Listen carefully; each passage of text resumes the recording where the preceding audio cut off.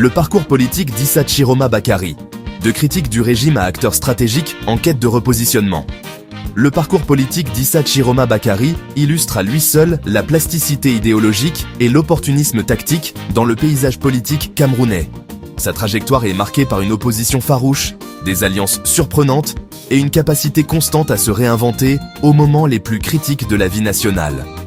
Sa récente démission du régime Biya ne s'apparente nullement à une rupture idéologique, mais plutôt à une tentative soigneusement calculée de repositionnement stratégique en vue des négociations post-électorales. Chiroma Bakary s'est d'abord imposé sur la scène politique comme un fervent opposant au régime du président Paul Biya, notamment dans les années 1990, avec son militantisme comme secrétaire général au sein de l'UNDP, de Bello Bouba Maïgari. Parlementaire engagé, il s'est illustré par un discours incisif, dénonçant la corruption, les dérives autoritaires et la confiscation du pouvoir par le RDPC.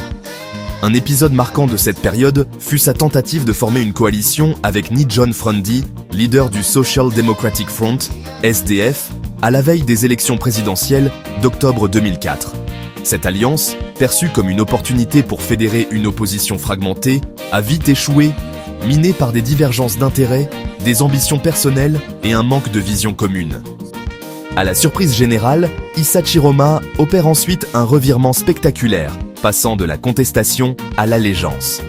En 2008, il est nommé ministre de la Communication, devenant l'un des défenseurs les plus zélés du régime Biya.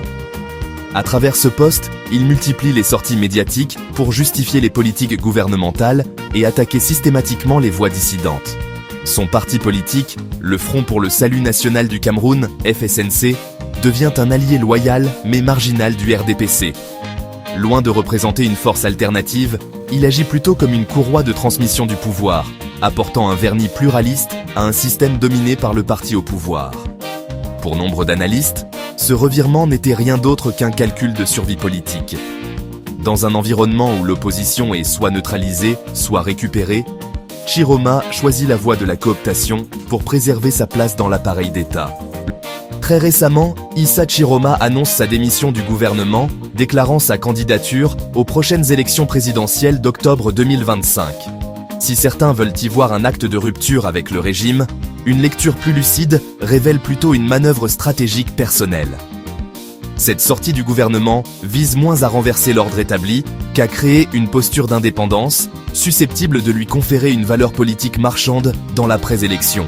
Ce n'est pas un candidat de l'opposition au sens fort, mais un homme en quête de visibilité et de poids politique dans l'éventualité de recomposition future.